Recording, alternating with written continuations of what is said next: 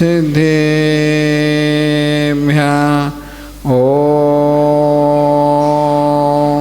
नमः सिद्धेभ्यः ॐ नमः सिद्धेभ्यः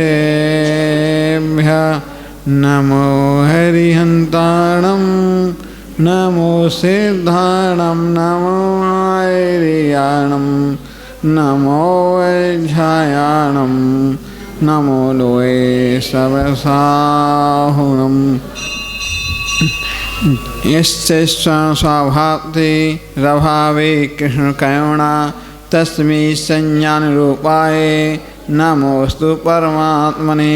एक आदिनाथ भगवान की, चंदापुर भगवान की, शांतिनाथ भगवान की, मल्लीनाथ भगवान की, बोले पाशनाथ भगवान की, बोले महाविष्णु भगवान की, बोले 24 तीर्थंकर भगवान की, आचार्य शिवगुण सागर जी महाराज की, आचार्य सन्मति सागर जी महाराज की, परम पूज्य आचार्य शिवराज सागर जी महाराज की, बोले पट्टाचार्य आचार्य श्री विश्व सागर जी महाराज की, परम पूज्य आचार्य श्री भव सागर जी महाराज की, बोले द्वासा जनवाणी माता की जय।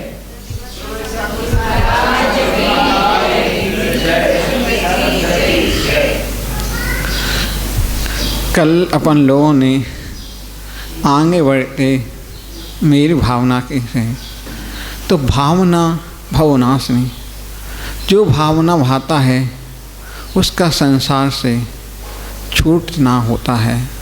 जितना बार बार चिंतन मनन करते हैं उतना अपन पवित्र और उज्जवल होते हैं। आचार्य भगवान बताते थे भव्य का अंतिम चरण में देखा था, पंडित जुगल किशोर ने अपन को 5 व्रतों के बारे में हुआ था कल। फिर इस बात माध्यम से कसायों की निगता की बात कह रहे हैं चौथे चरण में।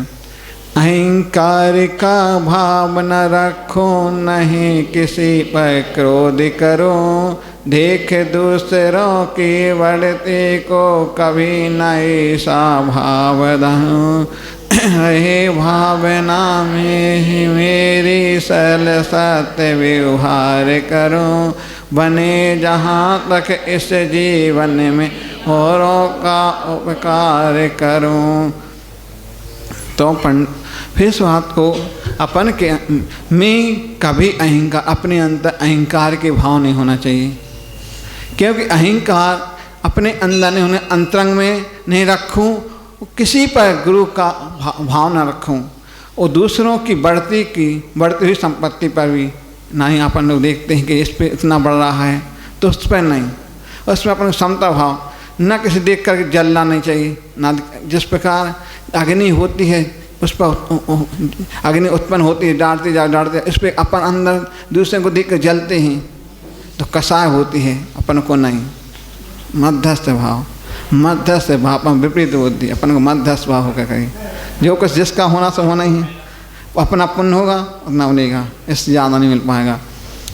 अपन के अंदर में न छलकपट होना चाहिए, छलकपट से रहित होना चाहिए हमेशा। कभी कि दूसरे के प्रति सरल सत्य व्यवहार होना चाहिए। अपन दूसरे के प्रति, दूसरे प्राणी का सरल व्यवहार करोगे, छलकपट से दूर रहना चाहिए और व्यवहार का ऐसी भावना बनी रहे। इस अपन को मानस पर्याय मिली है, इससे अपना दूसरों का उपकार करना चाहिए। तो आचार्य भगवान बताते हैं अपना मन पवित्र है तो सब कुछ अच्छा है। जैसा अपना मन बनाओगे तो उससे अपने परिणाम उज्जवल होंगे, पवित्र होंगे।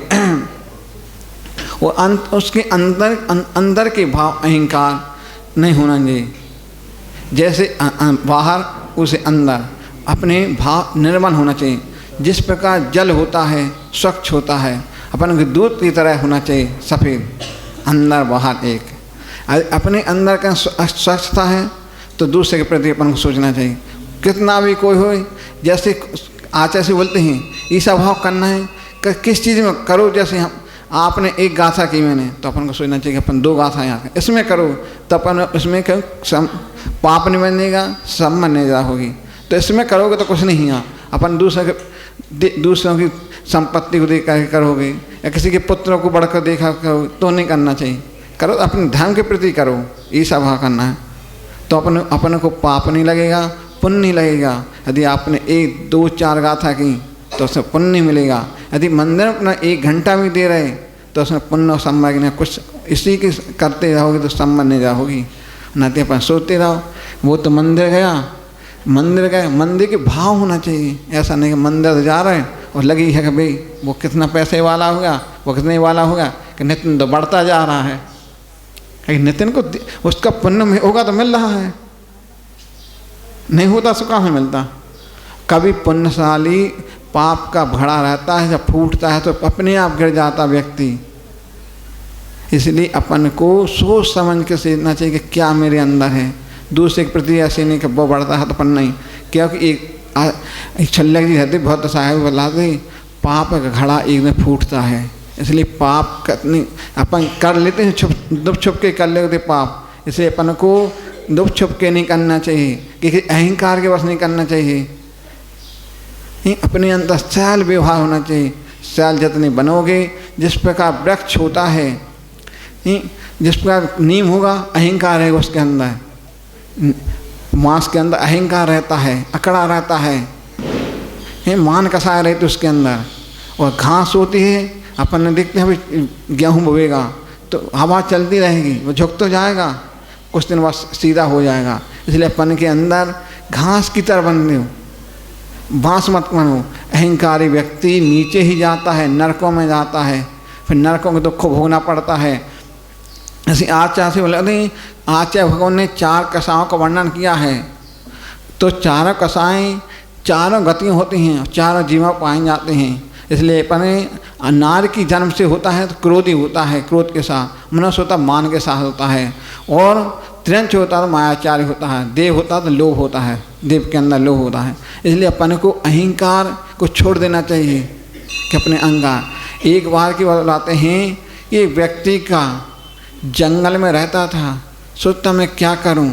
और वो सेठ वो घर पर जब आया, उसके ना शादी होना थी सेठ जी के ना। वो अहंकारी था, सोचता मैं क्या करूं सोच रहा। तो बस ने काट देना भूल गया, सबकी जगह दे दिया। सेठ ने उस व्यक्ति को नहीं दे पाया। वो सोचता, फिर उसने पूछा उसी व्यक्ति से पूछा आपके ना कार्ड मिल गया, पहुँच गया। तो वो तो बोला हम देखते हैं, नहीं सोचता है नहीं दिया। तो इसलिए अपन फिर उसने सोचा नहीं दिया, फिर वो मांग देता है। तो उसको फिर जब सम्मान के होता है, अपन को किसी सम्मान के भी नहीं रहने, सम्मान के भूखे नहीं रहना चाहिए। जिस प्रकार अपन कोई व्यक्ति होता है, जिससे अपन चाहे प्रवचन में आए, आपने किसी नाम ले पाया, नाम के भूखे नहीं, अपन को ईमानदार के भूखे रहना चाहिए। अपना जितनी ईमानदारी होगी उतनी अपनी सहजता से बढ़ती जाएगी। और आचार्य से बतलाते थे कि जिस प्रकार सभा होती है, सभा माला मंच के लिए नहीं, अपने आप को कैसे अपनी सहलता को करना है, कैसे परिणामों को उज्जवल करना है। जिस प्रकार वो व्यक्ति ने सम्मान का, उसने सोचा क्या होगा सभा में ही आज इनका इतना सम्मान हो रहा, इतनी माला पहनाई जा रही हैं, हमारे लिए पूछ नहीं रहा, मैं तो फर्श पे बैठा हूँ, उसने नाम तक नहीं लिया, मैं इतना वो सेठ बोला, हमारे लिए कुछ नहीं बोला है, वो आपको कार्ड नहीं भेज पाया। ठीक है बैठा रहता है, वो सबका सम्मान होता जा रहा है। वो सोचता जा रहा है मेरा सम्मान नहीं हो रहा, सम्मान देखता है, फिर पीछे मुड़ के देता है, फिर दूसरे बोलते देख ले तेरा सम्मान तक नहीं कर रहा है, वो पूछा नहीं है। तो उसको वजह ना, अब मान तो मान, घमंड तो घमंड, और पैसा वाले को थोड़ा वजह लग जाता है। यदि मेरा सम्मान नहीं हुआ, सम्मान की पूछ हर कोई होता है। जिस प्रकार बंदर की पूछ होती है, सम्मान की पूछ होती है। उसे पूछ के लिए पीछे नहीं, नाम के लिए, उसे नाम के लिए मैं तो ना बड़ा नाम ख्याति पूजा पैसे वाला हूँ, ख्याति वाला हूँ, फिर भी इन्होंने पूछा किसी ने, मेरे कुर्सी तक बैठने को नहीं बोला है। तो बस सोचता है क्या करूँ, सोचता रहता है अब मैं क्या करूँ। जब बोलता है फिर वहाँ माला का आता है सम्मान, सबका सम्मान हो जाता है कि भैया सम्मान इनका हो रहा, पीयूष को पापा का सम्मान हो रहा, नितिन का सम्मान नहीं हो रहा है, तो बुरा लग जाता है नितिन को। मैं तो इतना मंदिर का काम करता हूँ, महाराज की सेवा करता हूँ, महाराज मेरा नाम ही तक नहीं लेता है। तो ऐसा नहीं भी नीतू की मम्मी कर लेंगे, हम तो महाराज के बोलते ही नहीं है, हम इतनी सेवा करते हैं, क्लासों में आते नाम नहीं लेते हैं। तो सब इसको सम्मान को छोड़, सम्मान की भूख नहीं होना चाहिए। सम्मान की भूख रही तो अपन को गतियों का बंद होगा, नरक गति भी जा सकते हैं। क्यों मान रहेगा, मायाचारी करना पड़ेगा। इसलिए अपन को अच्छे भाव बनाओगे तो अच्छा ही परिणाम मिलेगी। इसलिए अपन को कभी भी किसी गलत भाव नहीं होना चाहिए, क्रोध नहीं होना चाहिए, समभाव होना चाहिए। समता के भाव करोगे तो अपन को अच्छे ही मिलेंगे। जिस प्रकार उसने व्यक्ति ने सोचा मैं अब तो जाऊंगा, मंदिर जाऊंगा, उसके इतने सरलता के परिणाम होते गए। मंदिर गया, मंदिर की सेवा की, पूजा करी। और कभी भी अपन को किसी के सहल जितनी नम्र बनोगी तो जिस प्रकार व्यक्ति नम्रता लघुता से प्रभुता मिल जाती है, आचार्य भंग होती लघुता से प्रभुता मिलती है। यदि हम कितने भी बड़े हुए तो हम लघुता दिखाएंगे तो हर को पूछेगा कि महाराज जी ठीक हैं, और यदि हमने अकड़ दिखा दी तो अपना ही सम्मान गिरेगा, दूसरे कहेंगे तो महाराज जी गुस्सा करते हैं। बड़ों को और नम्र होता जाना चाहिए। बड़ा जितना होगा अपन को सम्मान पाना है तो अपन को उतना नम्र होना चाहिए। आचार्य विश्वेश्वर सागर जी एक कहानी बताई थी कि यदि आपको बड़ा बनना है, जिस प्रकार दही बड़ा होता है उसको कितनी कितनी मेहनत करनी पड़ती है। कुछ शाम को फूलने डलती है वो दाल, फूलती रहती है, उसको कितना कष्ट भोगना पड़ता है। फिर सुबह उसको सिल पे घसीटा जाता है, फिर उसमें मिर्ची डालती है। उसको कष्ट नहीं हो रहा क्या? वो सोचता है ठीक है। और जब उसको फिर बढ़ती रहती है, फिर उसको कढ़ाई में चढ़ाते हैं, फिर सोचता है बड़ा कर्म बनना है। जब फूल बड़ा जब कढ़ाई में बन जाता है, जब वही बड़ा बन पाता है, इसका बाजार में कीमत हो जाती है। तो अपन को क्या अपना कीमत करना है, अपनी बढ़ोतरी करना है तो अपने अंदर सरलता भी होना चाहिए, नम्रता भी होना चाहिए। हमने छोटे महाराज जी को दिया है, संग में रहे, कितने भी किसी ने कोई ने बोल रहे हैं, नम्रता हो जाते हैं। अकेले कोई ने गलत को बुरा सोचा तो सुन नहीं सकते थे, क्योंकि गलत तो गलत है, उसको नहीं सोच सकते। फिर तो वो जवाब देते थे, कोई हो फिर तो कितने बड़े बने रहो तुम, चाहे महाराज जी हों चाहे श्रावक हों, क्योंकि उनको सच्चाई चाहना है। सच्चाई का अच्छा होते हैं, सच्चाई आपको उठा देती है। इसलिए उन्होंने चाहे वे घर में रहे सो अच्छा। आज भी देखते हैं कितना भी किसी पर हो जाते हैं, सुन लेते हैं, कहना अच्छा है तो सुन लेंगे, और बुराई हो तो तुरंत आपको मुँह पर बोल देंगे। वो मुँह पर बोलना आपको 2 मिनट की तो लगेगी कि महाराज ने ऐसा बोला, अगले आपको पछतावा होगा हमने इतनी गलती क्यों गई, नहीं करना चाहिए थी। कभी भी अपन को किसी की बुराई नहीं करना चाहिए। अच्छा ही हो तो दिखाओ, अपने की बुराई अंदर की हो तो उगल दो, अगर दूसरे की नहीं करो। करने हैं तो उसके मुँह पर बोल दो महाराज जी ऐसा मत करना चाहिए, गलत है, अपन को धर्म के विरुद्ध भी है। हम अपनी देख भी रहे हैं, हम तो स्वयं तो गलती कर रहे हैं और दूसरे की गलती बुराई बता रहे हैं, तो नहीं, अच्छा ही बता तो अच्छाई का फल अच्छा मिलेगा। इसलिए अपने जीवन में अच्छा बनना हो तो अच्छे दूसरों के सदाचार गुण देखो, उसके गुण देखो तो अपन के अच्छे बनेंगे। क्योंकि बुराइयाँ तो हर किसी में होती हैं, 100 बुराई एक अच्छा ही होती हैं। यदि वो व्यक्ति मर जाता है, मरने के बाद उसके बुराई देखोगे तो कुछ नहीं मिलेगा, उसके अच्छा ही हो तो ठीक, जिसने जो किया वो फल होगा। इसलिए अपन को अच्छा ही देखो तो अच्छी अपनी उन्नति होगी, अपना उद्धार होगा, अपने ही यश कीर्ति बढ़ेगी। क्योंकि किसी ऐसा कीर्ति नाम का होता है, ऐसा कीर्ति नाम का होगा, कोई कितना करता जाता है उसकी ऐसा कीर्ति नाम का होता है, तो इस कीर्ति नहीं फैल पाती। किसी का पुण्य होता है तो अपने आप ऐसा कीर्ति फैलती जाती हैं। जैसे अपने पंडित जी हैं दगड़ा जी, उनका पुण्य है, ऐसा कीर्ति नाम का होता है, तो अपने आप कितने अपन वो पढ़ाते हैं, उनका छौसम है, अपना छौसम कम है, अब समता अपना इस भाव में दागले भाव में करेंगे। उन्होंने देखो लब्धि सार कितनी में छपड़ा सार बस काम चल रहा है, और सबको संदेष्टि कितनी समझाएं अपन को, 10 कारण भी समझा रहे हैं अपन को। यदि अपनी लघुता से प्रभुता मिलती है। कभी हमने पंडित जी को दिखा है जब आएंगे नमोस्तु नमोस्तु, कभी अपने मान नहीं दिखाते हैं। न कई लोग पंडित तो आते हैं, हम लोगों ने संग में भी रहे हैं, उल्टे महाराजों को झुका देते हैं। सोते हैं और पैसे भी लेते हैं और महाराज जी को जगाना चाहते हैं, कमेटी से पैसे भी लेते हैं कि अपन क्यों लघुता से प्रभुता, उनको लघुता कर रहे तो उनको प्रभुता बनेंगे, विष्णु भगवान बनेंगे। बनेंगे महाराज जी, अभी नहीं बनेंगे, 2 साल बाद बने, बनना तो है ही। आपको ऐसे नहीं बैठे रहना, नहीं आपके लिए पड़ोसी, आपके लिए बोल, आपका नाम तो हमको आता नहीं है, इसी में आपको करने है ना, इसमें बैठे रहोगे। अपन को जाना है तो बैठे बैठे ही जाना है, कंडा डंडा के साथ नहीं जाना है। विश्व साहब बोलते थे यदि आपको जाना है चंदन की लकड़ी के साथ जाना, ना कंडा ढकड़ा पटक देंगे और जला देंगे, सुहा कर देंगे। इसलिए अपन को अच्छे परिणाम करोगे, अच्छी निर्मलता लाओगे तो आप जल्दी से जल्दी बने। हम तो यही कहते हैं अब ज़्यादा टाइम मत करो, बहुत ज़्यादा समय हो गया आपका। इन नश्वरता को देखो, शरीर को कब तक भोगोगे, कब तक लगाओगे। इस शरीर को अपन को मिला, मनुष्य पर्याय मिली है, मनुष्य पर्याय को साथ है कर लो तो जीवन भी सफल हो जाएगा, ना तो इस संसार में भटकते रहोगे। इसी भावना के साथ बोले महावीर स्वामी की जय। हरिहंताणं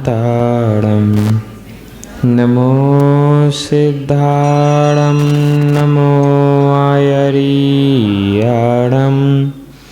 नमो वज्रायाणं नमो लोये सौवसाहुरं। मन में गुरुदेव आओ, वाचन करो प्रतिभा तुम ही बताओ, क्या बोले ना अब मुझे तुम ही बताओ। यस्य स्वयं स्वावाप्ति प्रभावे कृष्ण की संज्ञान रूपाय, नमोस्तु परमात्मने नमोस्तु परमात्मने। यस्मिन् गिरे चानिरेतां श्रुतशब्दराशि, भासानुरश्मि समतेज सदा हि नन्दो, वागीश्वरीश्वर सुभाषित आगमत्वम्, आचार्य पूज्य विभवं प्रणमामि नित्यम्, आचार्य पूज्य विभवं प्रणमामि नित्यम्। अनंत अनंत सिद्ध पंच परमेष्टि भगवान की कल्याण कल्पदुम कल्याण मंद निश्चित चमत्कार चिंतामणि मूल नायक श्री 1008 पार्श्वनाथ भगवान की, शासनाय भगवान महावीर स्वामी की, परम पूजनीय आचार्य गुरुदेव श्री पूज्यपाद महाराज की, परम पूज्य गणाचार्य श्री विराग सागर जी महाराज की, चर्या श्रोमणी आचार्य विशुद्ध सागर जी महाराज की, संयम प्राणप्रदाता गुरुदेव विभव सागर जी महाराज की, अहिंसामयी विश्व धर्म की।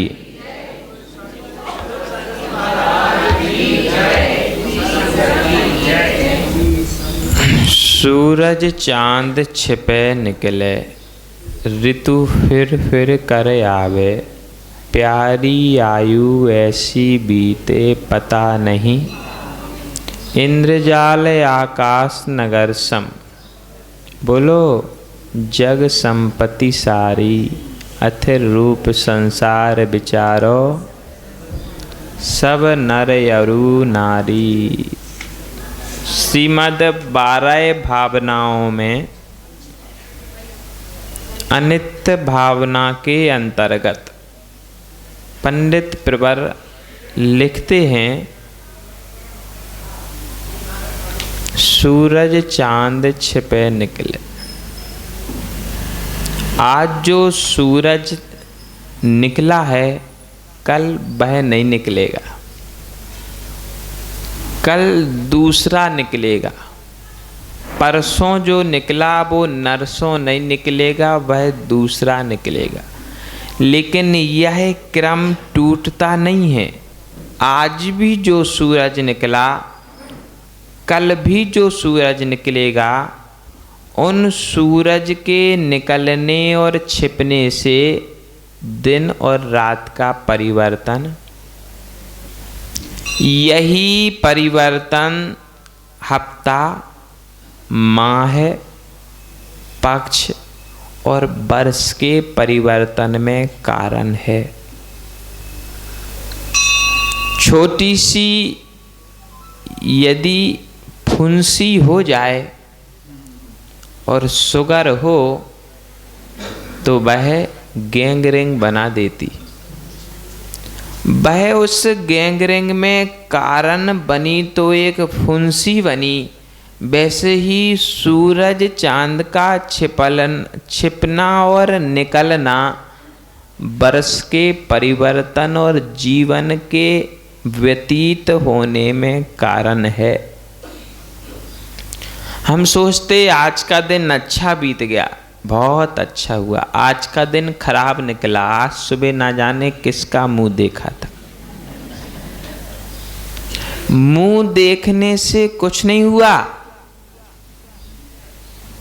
वास्तव में जो कर्म पहले किए थे वे कर्म आज उदय काल में आ गए,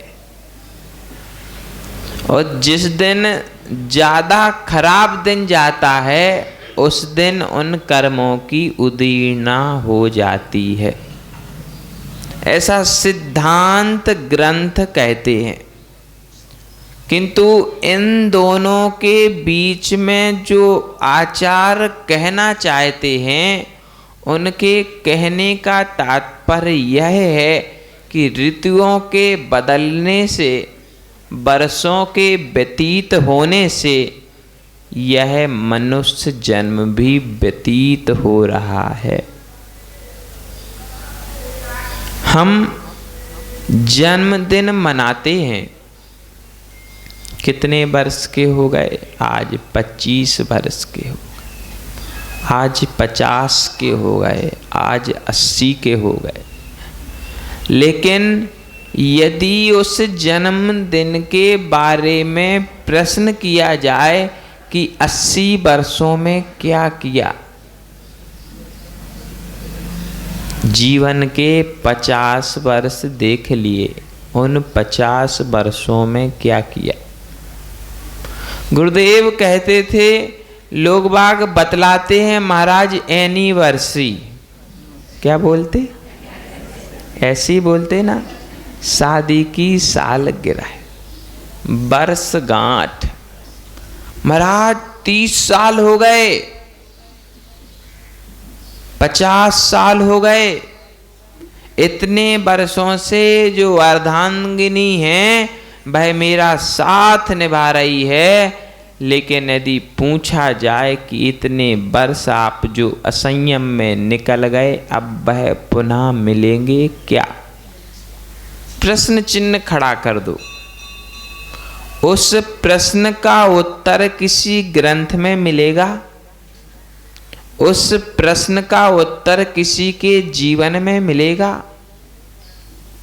उसी बात को ध्यान में रखते हुए आचार्य पूज्यपाद महाराज ने एक नई कारिका लिखी कि जो आयु बीत रही है, आप उस आयु की ओर ध्यान नहीं दे रहे हो, उसका कारण है आपका धन।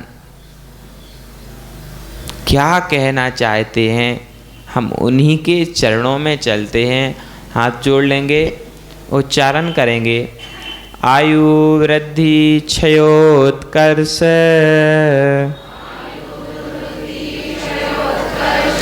हेतुम कालस्य निर्गमम्,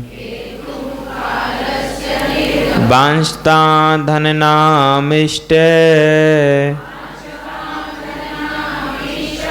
जीवितां सुतरां धनम्। आयु वृद्धि क्षयोत्कर्ष, हेतु कालस्य निर्ममम्, वांछता धननामिष्टं, जीवितां सुतरां धनम्। बोलिए। हेतु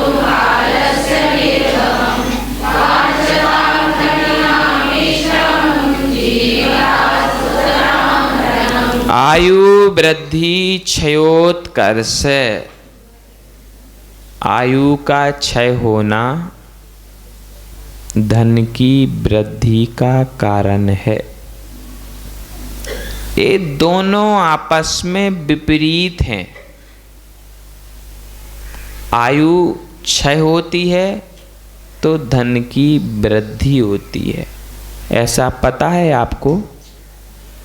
पता है क्या? नहीं पता? ये आचार्य महाराज ना जाने कहाँ से सोच करके लिख देते।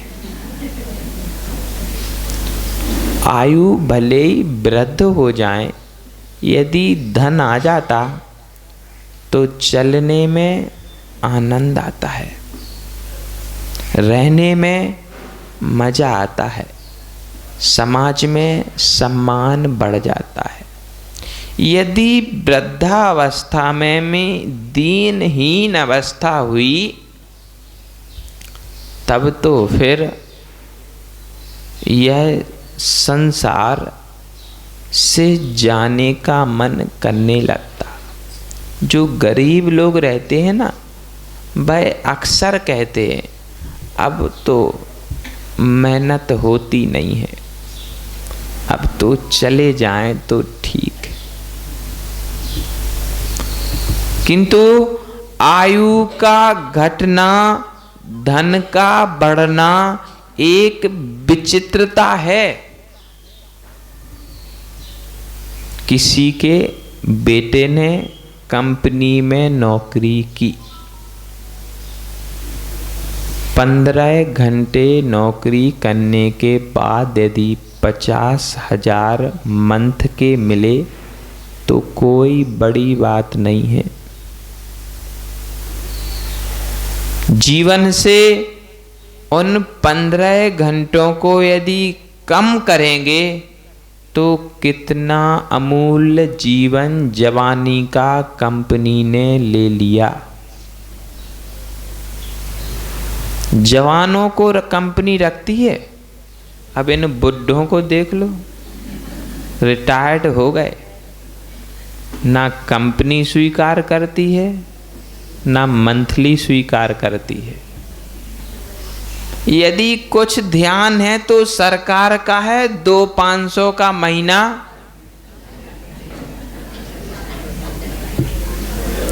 यदि महत्वपूर्ण है तो जवानी महत्वपूर्ण है कि नहीं?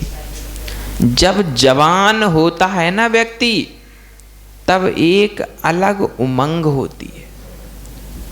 आचार्य कहते हैं कि उस उमंग को आपने धन अर्जन में लगा दिया।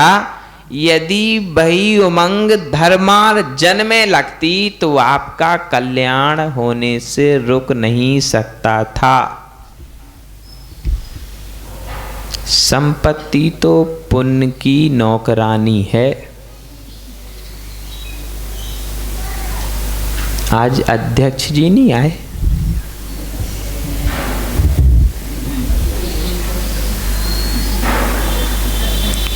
ये नितिन दादा बैठे ना, इनने अपनी जिंदगी लगा दी कमाने में, और एक धार्मिक आया ना, जिस दिन आया उस दिन मकान का और संपत्ति का मालिक बन गया। बन गया कि नहीं? अब नितिन स्वयं भी उसे मालिकाना हक से अलग नहीं कर सकते, उन्हीं का नाती है। ये ऐसी संसार की व्यवस्था है। हम सोचते हम कमा लें, हम कमा लें, हम कमा लें तो हम सुख पाएंगे, लेकिन सुख किसी और को पाना है। तुम उसके पुण्य के नौकर बन करके यहां कमाने लगे हुए हो। अब यदि कह दें धार्मिक के नौकर नितिन, बुरा तो नहीं लगेगा? बुरा तो नहीं लगेगा? अपनी अपनी संतान के नौकर हो, क्योंकि उनका पुण्य आपसे कमाई करवा रहा है। यदि आप अपने ही पुण्य के नौकर होते तो उतना ही कमाते जितना खाना था। अधिक क्यों कमाया? जोड़ के क्यों रखा? अरे आपका गुजारा छोटे से मकान में चल रहा था, कोई समस्या नहीं थी, लेकिन बड़ा मकान क्यों बनाया? छोटे मकान में बाबू की शादी नहीं होती। बाबू की शादी के उद्देश्य से बड़ा मकान बनवाया, मतलब जो बहू आने वाली है ना, उसकी नौकरी की तुमने उसके आने के पहले। यदि वह घर में आके आपको नौकर बना ले तो कौन सी बड़ी बात है? तुम पहले से ही नौकर बने बैठे हो। यदि बहू घर में आकर के आपसे काम करने को कहती है तो घर का शांति भंग हो जाती। बोले कल की आई में से काम की कहती। इस सिद्धांत को भूल गए कि उसके पुण्य के नौकर तो पहले से ही बने बैठे हो। प्रश्न किया जाए, बोलो बड़ा मकान क्यों बनाया? बोलो क्यों बनाया? कारण क्या था? तुम छोटे मकान में अच्छे से रह रहे थे, तुम्हारे बच्चे अच्छे से रह रहे थे। बड़ा मकान बनाने का कारण क्या बना? शादी। तो उसकी नौकर हो गए। संपत्ति जोड़ के क्यों रखी? हमारे जो नाती होंगे, जो पोते होंगे, उनके लिए हो गया। मतलब सिद्ध हो गया कि संपत्ति कोई कमाता है, मालिक कोई बनता है, भोक्ता कोई और है। इससे सारी बातें आईने की समान स्पष्ट दिखती हैं कि पुण्य जिसका रहता है, संपत्ति उसको मिलती ही मिलती है। अब मेहनत करने की जरूरत है क्या? बोलो। पंडित बनारसी दास जी उद्भट विद्वान हुए, कपड़े के व्यापारी थे। एक दिन में 50 श्लोक कंठस्थ करते थे। उतनी ही दुकान चलाते थे जितनी की उनके पास लिस्ट होती थी। श्रीमती प्रतिदिन आवश्यक सामग्री की लिस्ट बना देती थी, नीचे खर्चा टोटल करके लिख देती थी, आज इतना कमाना है। उतना होने के बाद वे दुकान बंद कर देते थे और अपने स्वाध्याय के लिए चले आते थे। डॉक्टर दगड़े कह रहे पुरुषार्थ करना पड़ेगा। तो किसके लिए पुरुषार्थ कर रहे? इतनी संपत्ति तो है कि स्वयं बैठ करके खा सकते हो। मैं भी भूखा ना रहूं, साधु भी भूखा। इतनी संपत्ति तो है। खाए के गाल, नहाए के बाल दिखते हैं।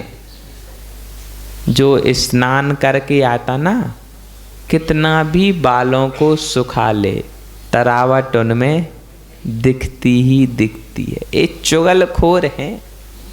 और जिसके घर संपत्ति हो ना, उसके गाल दिखते हैं। देख लेना किसी गरीब के गाल। ये सब संपत्ति वाले हैं जिनके गालों पर चमक है। जिनके पास संपत्ति नहीं होती ना, पुण्यहीन होते ना, उनके गाल भी घुस जाते, चमक नहीं बचती। फिर भी कह रहे पुरुषार्थ करना पड़ेगा। अरे इतना क्षोभसम है।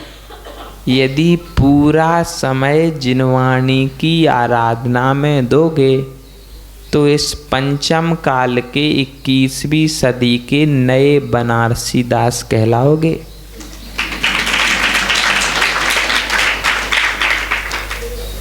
पंडितों से किसी की आपसी रंजिश नहीं हो सकती, क्योंकि प्राचीन काल से पंडितों के लिखे हुए ग्रंथों को आज भी हम अध्ययन करते हैं।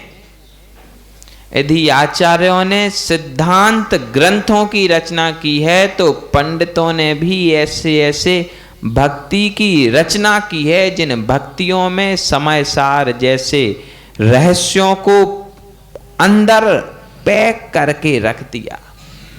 6 ढाला किन्होंने लिखी, क्या विषय छूटा उसमें, सारे विषय को अंदर पिरो दिया। नरकों के दुख हों, चाहे चतुर्गति के दुख हों, चाहे देवगति के सुख हों, चाहे मुनि जीवन की कठिनाइयाँ हो, चाहे मुनि बनने के बाद मुनियों का सुख हो, सब कुछ लिख दिया। वैराग्य भावना, मेरी भावना, 12 भावना, क्या नहीं लिखा। यदि उन्होंने अध्ययन नहीं किया होता तो अध्ययन के योग उनकी कृतियां नहीं होती। उनका सैद्धांतिक अध्ययन इतना था कि भक्ति के रस में डूब करके उन्होंने इन रचनाओं को लिख दिया। आयुर्वृद्धि क्षयोत्कर्ष हेतु कालम निर्गमम। आचार्य इस कारिका में कहना क्या चाहते हैं, उनका कहने का तात्पर्य यह है कि यदि धन आ रहा है तो आयु साथ में जा रही है। यदि 50 साल में आपने दुकान को अधिक बढ़ाया है तो यह भी तो विचार करो कि 50 वर्ष आपके जीवन से ढल चुके हैं। जब जवान थे तब क्या रंगत थी, अब तो झुर्रियों का राज है। चलने में कदम, बोलने में जिह्वा और उठाने में हाथ कांपते हैं, फिर भी कहते हैं भगवान का दिया हुआ सब कुछ, बस छोटे बेटे की शादी हो जाए, फिर कुछ नहीं चाहिए।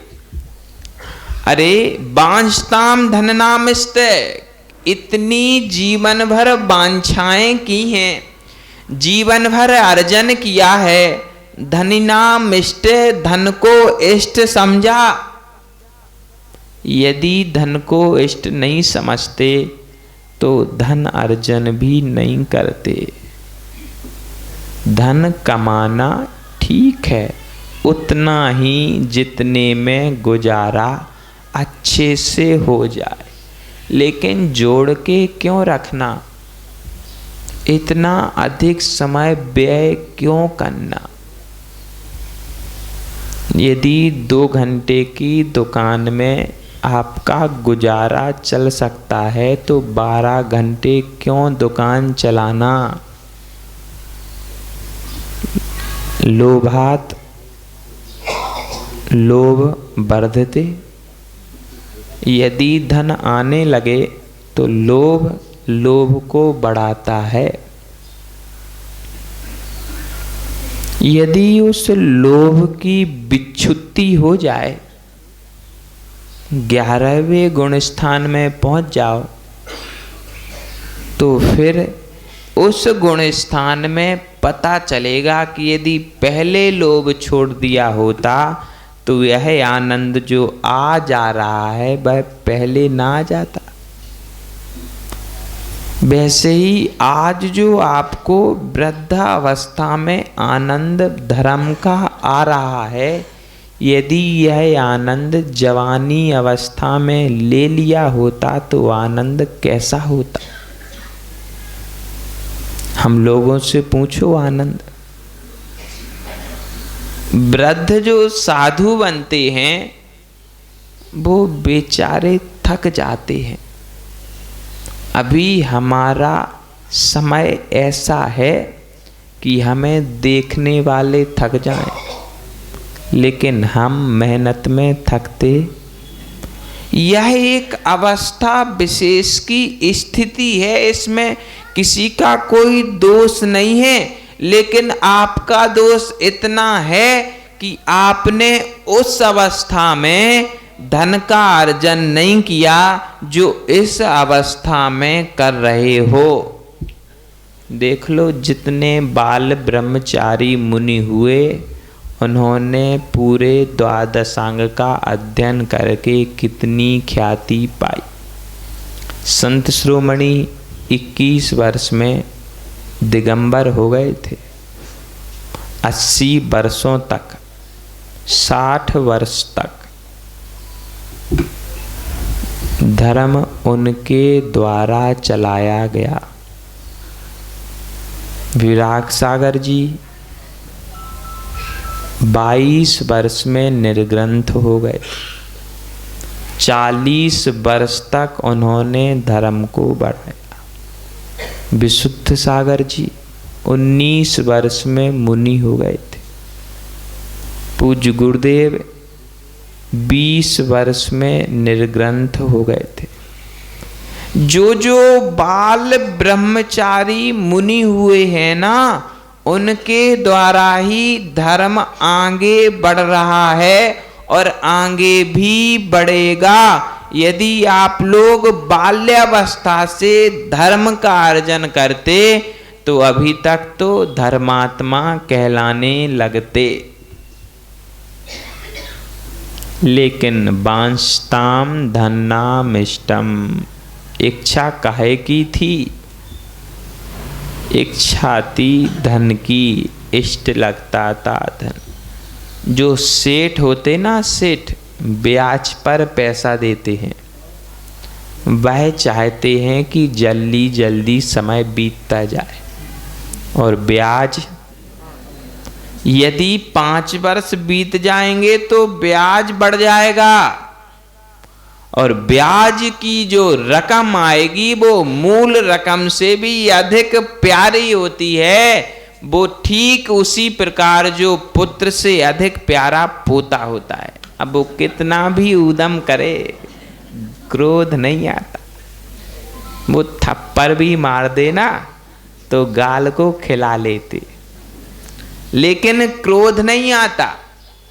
मूल से अधिक प्यारा ब्याज होता है, पुत्र से अधिक लाडला पोता होता है।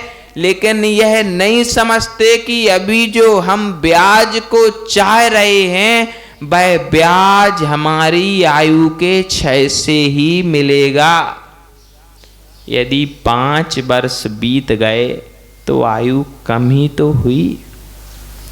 उस आयु में हम क्या क्या धर्म कर सकते थे। चुल्लक गणेश प्रसाद वर्णी ने लिखा कि मैंने जो यात्राएं पहले पैदल की, उनकी जीवनी पढ़ी किसी ने?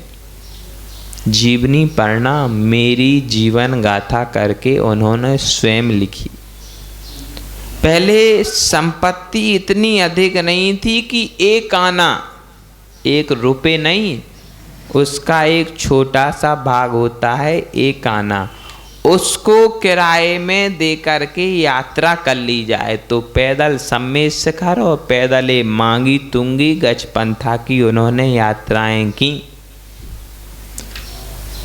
बतलाते हैं कि उस यात्रा में उन्होंने लिखा कि मैंने जो यात्राएं पहले पैदल चल करके की, यदि उस समय धन होता तो मैं यात्रा गाड़ी से कर सकता था, लेकिन धन के अभाव में मुझे धर्म अधिक मिल गया। मुझसे जीव हिंसा बच गई। मैंने पैदल जो अनुभव प्राप्त किए हैं, वह बाल्य अवस्था के अनुभव आज उम्र 80 होने के बाद भी चलने पर साहस देती है।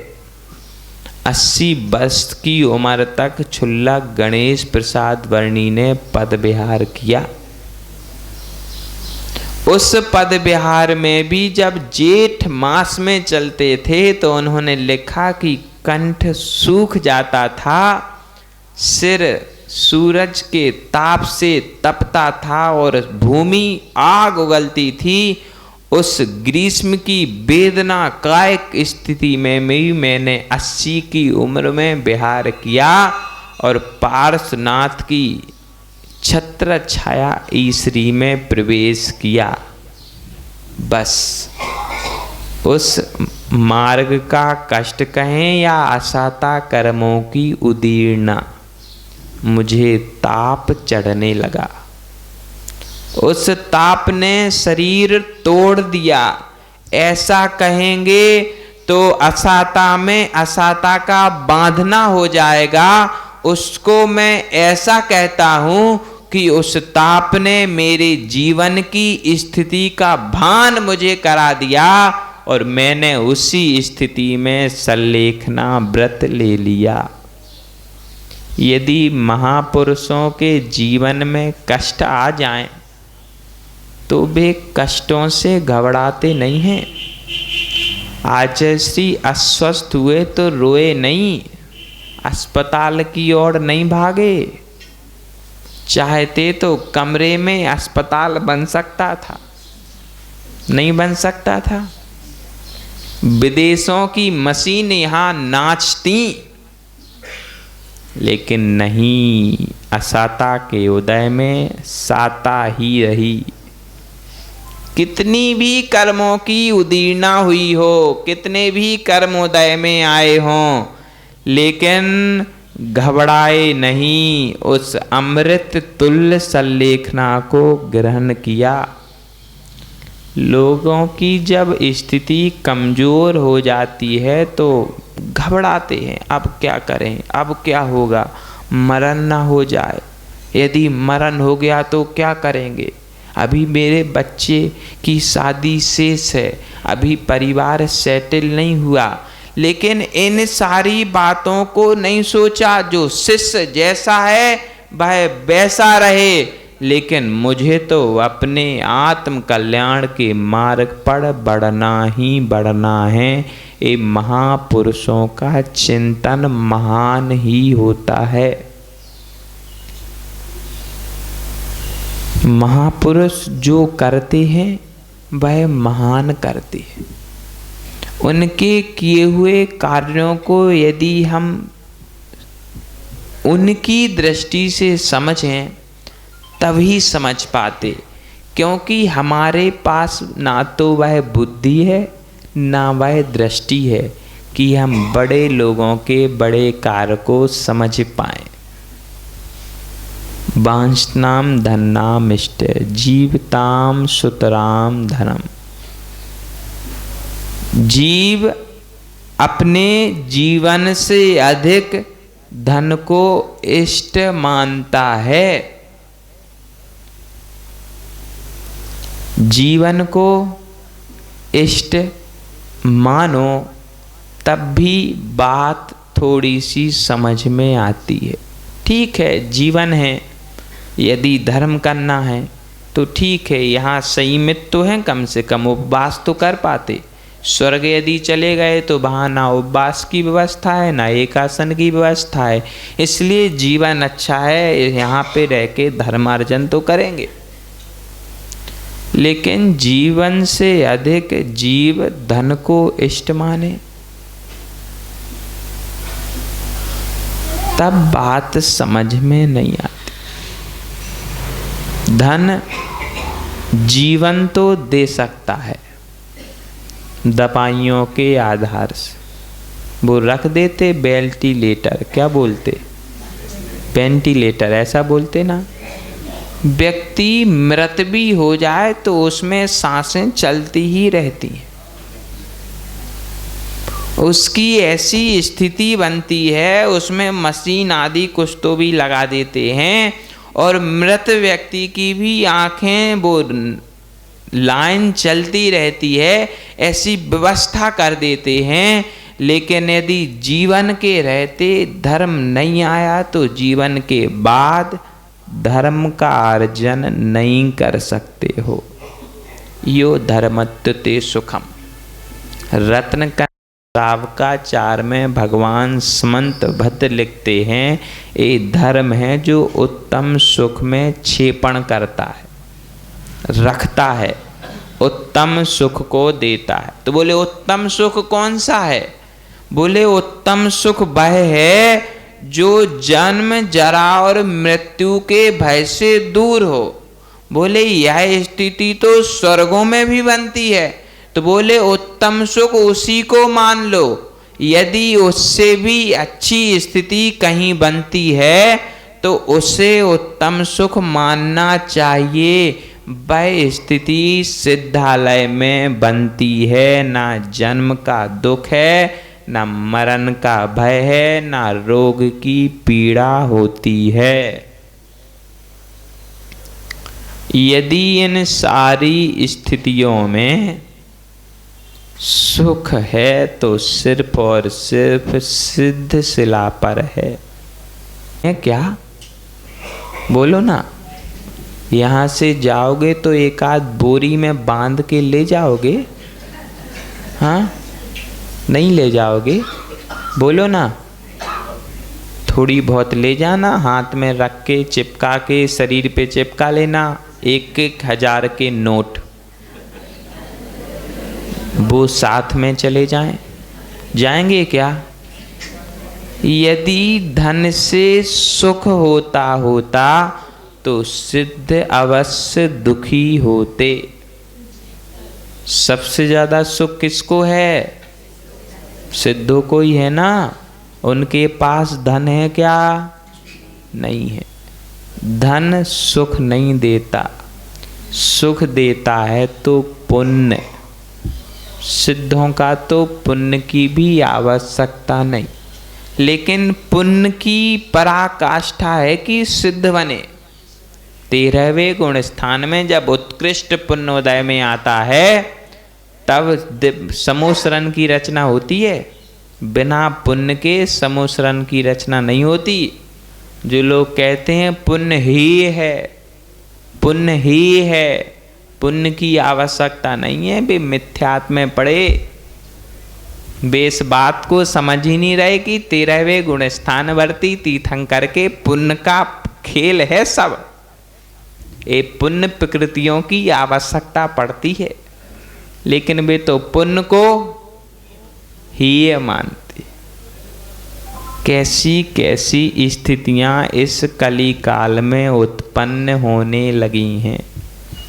सच्चे बीतरागी प्रभु होने के बाद भी उन्हीं प्रभु के बतलाए हुए मार्ग को छोड़ करके उन्हीं प्रभु का एक पैर पकड़ के एकांत मत में चले गए। जबकि प्रत्येक न्याय ग्रंथों में लिखा, प्रमेय रत्नमाला से प्रमेय कमल मार्तंड तक प्रत्येक ग्रंथ में लिखा कि एकांत जैन मत का विष है। विष समझते? जहर। फिर भी उस एकांत मत में इतने लिप्त हो गए हैं कि अपने स्वभाव को भूल बैठे हैं। वे भी धन को चाहते हैं और धन की ही आराधना करते हैं। ऐसे लोगों से सावधान रहना चाहिए। लो आचार्यों की वंदना करके आ गई। ऐसे लोगों से सावधान रहना चाहिए जो जैन धर्म के मतों में फंस चुके हैं। जैन धर्म का सार गर्भित अनेकांतवाद छोड़ चुके हैं। सावधान रहना, नहीं तो अल्पमतियों को जल्दी भटका लिया जाता है। यदि भटक जाओगे तो संसार का वर्धन कर बैठोगे। संसार को कम करना है तो इस अनेकांतवाद पर चलना। आयु वृद्धि क्षयोत्कर्षे हेतुम कालस्य निर्गमम्। आयु का क्षय होता है, धन की वृद्धि होती है, ये ऐसा काल का काम है, काल का काम है, वो तो चल रहा। और काल जब बीतता है तो धन बढ़ता है। जो आपके पिताजी के पास धन नहीं था वो आपके पास है, सत्य है ना? बोलो, सत्य है। पिताजी से ज्यादा मेहनत आपने की है, की ना? बोलो, मेहनत ज्यादा नहीं की होती तो धन कैसे आता?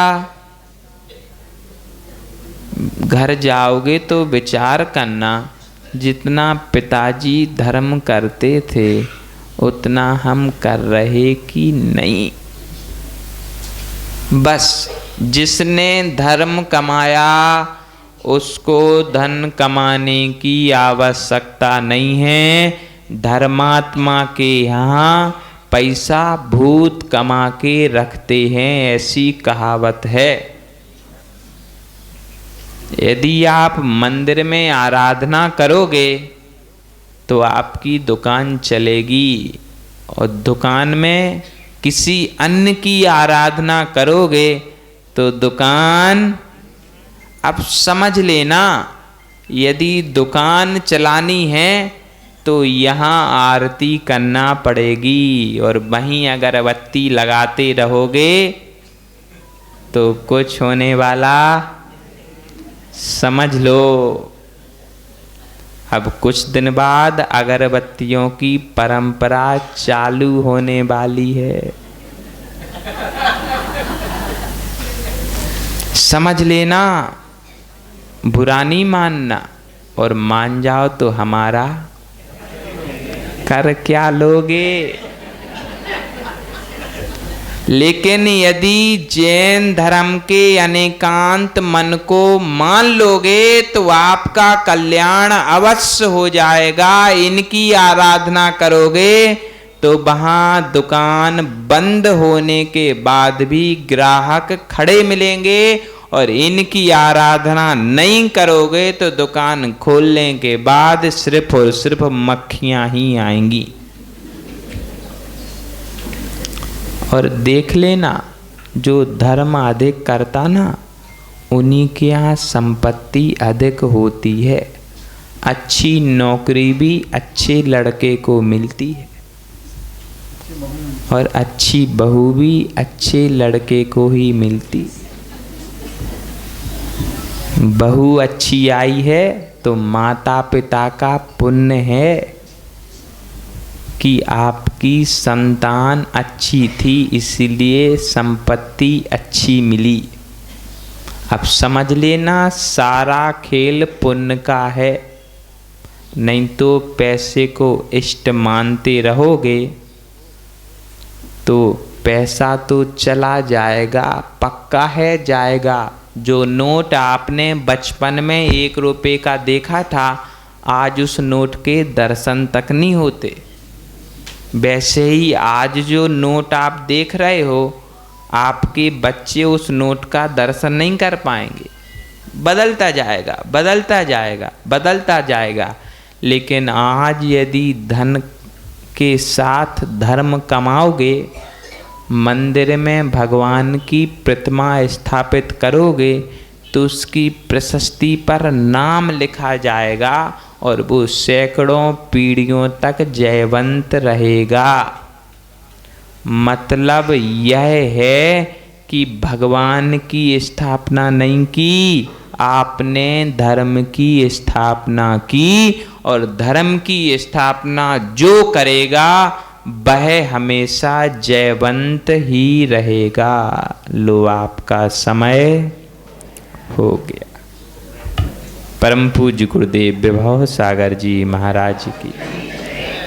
धर्म सभा में आने वाले समो शरण जाते, धर्म देश ना सुनने वाले दिव्य ध्वनि पाते। प्रभु मिले तो गुरु मिलेंगे, कहती वाणी माँ। बार बार हम शीस झुकाएं जिन वाणी माँ। श्वास श्वास अंतिम श्वासों में नमोकार भर दो। मेरा अंतिम मरण समाधि